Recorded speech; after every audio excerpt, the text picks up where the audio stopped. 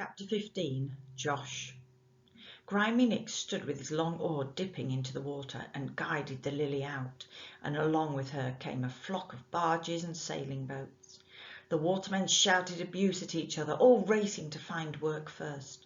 To Jim, the Lily was like a water bird edging her quiet way along the brown river. Even Nick's swearing and whistling didn't take away from him the excitement he was feeling. He looked back and saw the city with its black pall of smoke hung over it, and he saw the arms of the bridges looping across it and the slow traffic of sailboats like dark swans. He heard the shh of water against the sides of the Lily and the steady plash, plash of Nick's long oar, and above him the heckling of gulls. Nothing, not all the misery of the last year, not the pain of the last 2 days, nor his fear of Grimy Nick and Snipe, could take away from him the thrill of the journey. It felt like a new beginning. At last they came to where the big ships lay at anchor. They pulled up alongside a huge coal-carrying boat called Queen of the North, and there Nick pulled in his oar, whistling loudly till a rope ladder was dropped down to him. The Lily lay bobbing on the water while Grimy Nick shinned up the rope ladder and went on board the big boat. Jim gazed up after him, longing to follow him. Nick shouted down to him to pull back all the hatch boards. A basket brimming with coal swung out from the boom of the Queen of the North and was slowly lowered down. Nick shinned down the ladder again and whistled. "Drop!" he yelled, and the basket creaked down. When it reached Nick's grasp, he and Jim swung it round and tipped the contents into the hold of the Lily. Jim spluttered in the clouds of black dust. "That's your job for today and tomorrow till we get the hold full," Nick told Jim. "We've got 80 tons to load, and the quicker we gets it done, the quicker we gets back. See we don't lose any coals overboard, and keep the dog out of the way, and keep moving." They worked through the day and into night again. They slept till dawn and set to work again, and at last the hold was so full that Nick had to scramble out of it, coughing and spitting out the coal dust he had swallowed. His face was black, and under the blackened jut of his hair his eyes gleamed with red rims. His lips shone wet and pink when he opened his mouth, and his few teeth were as bright as polished gems. "Put some hatchboards across," he ordered. "I'm going for some food." He scrambled back up the ladder, hawking up black spittle as he went. Jim heaved down the hatchboards and lit the stove, squatting by it for warmth. The afternoon wore on into evening, and a grey gloom settled over the sky. The water glowed with the setting sun and then faded into the dark. One by one the boats around him had their lanterns hung over their sides. It was as if there were hundreds of small fires dancing on the water. Jim guessed that nothing would move now until the next tide. From the Queen of the North came occasional bursts of laughter and shouts of singing. Jim could smell tobacco. He felt quite happy now that the work had stopped and he could rest.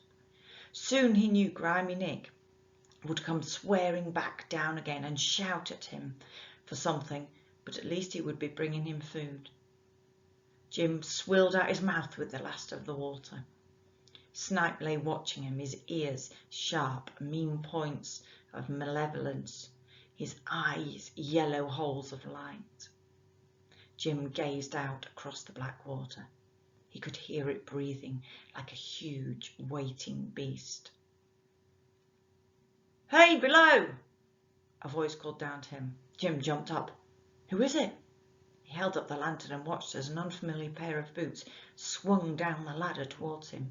Snipe growled and then settled down again as the owner of the boots jumped onto the lighter and stroked the dog's head. "Come to see how Benjamin is," the man said in a strange accent. "I don't know him," said Jim. "The other lad that comes with Nick, big, clumsy lad," the man said. Jim remembered what a boy had said to him outside the Waterman's Arms. "I think he might be in hospital." The man whistled. Well, I'm not surprised. He looked bad last time I saw him. I've been worrying about him, and I'd say it was Nick that got him that way. I don't know. Jim was afraid of saying anything in case this was a trick. Nick might be halfway up the ladder there, dangling in the dark and waiting to pounce on him. Beats you two, does he? The man asked. Jim said nothing. Think they own you, some of these masters. Think they own you, body and soul. But they don't. Not your soul. Know what your soul is? No, mister, said Jim, though in his head he imagined it to be something white and fluffy, like a small cloud maybe, floating round his body. Well, it's like your name. It comes with you when you're born and it's yours to keep. The man puffed out his lips as if it had been hard work, thinking that out. And my name's Josh, and I don't mind telling you that for nothing. Jim was silent. He half wanted to tell this man about Rosie and shrimps, and how he used to be known as Skipping Jim. But he kept it to himself. He didn't feel much like skipping anymore. He didn't suppose that he would ever again. Josh settled down next to the brazier of glowing coals and held out his hands over it as if he would be quite pleased to stay there for the night. He told Jim that Nick was fast asleep on the Queen of the North. He's stuffed his belly so full that he can't stuff any more in it, Josh said, so don't expect him down for a bit. Not till the tide comes in, I'd say. Where does the tide go to? Jim asked, a bit timid. He was still wary of Josh, but he liked him, he knew that. He'd never known any man like him before who spoke kindly to small boys. Go to? Josh puffed out his lips again. Well, it's just there, isn't it? It's pulled over one way, then it's pulled over another, but it just keeps coming in and out, day after day after day, and it always will. Where there isn't land, there's water, lots of it, and you can only see the top of it. There's more of it underneath, miles and miles of it. Imagine that. Jim tried to imagine it, but he was tired and hungry and thinking was difficult. Do you live in that boat? He asked Josh. No more than I can help. I've got a proper home. As soon as you lighters take our coal off us, we go home.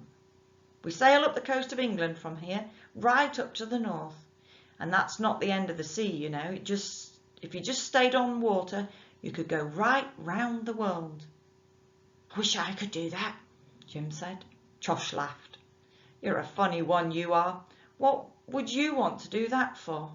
It's big and empty, the sea is. Lonely. I might find somewhere nice to live. Josh laughed again and shook his head. You don't like living here, then? No, mister, I don't. It's cold and it's hard and I don't get enough food. Jim lowered his voice. And he shouts and screams so much. Not much of a life for a boy, Josh agreed. I've got a little lad like you. I'm glad he's tucked up in bed with his sisters and his mam and not stuck out here. Jim riddled the coals in the brazier. He could feel his cheeks blazing hot and his eyes smarting. He had a new idea inside him, a little feverish, will-o'-the-wisp idea. He poked the coals again, easing them round to let the ashes sift through the grid. Josh stood up and stretched. Well, I'll be getting up on deck for some sleep. We'll be off with tomorrow's tide. He swung himself onto the ladder.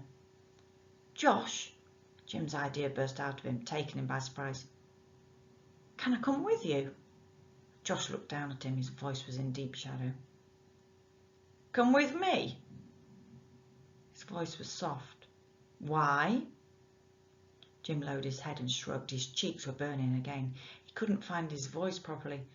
I think it would be better, that's all, he whispered. Nothing gets much better, Josh said. Not till you're dead. He hauled himself quickly up the rope, whistling timelessly between his teeth. Jim sat for a long time with his legs crossed and his arms folded across his knees. The moon was out, bright and round as a mocking face, and the river was billowing up to it, and beyond was blackness. There was no other world but the blackened heart of the lighter, and his own small bench space. This was home. He had to accept it.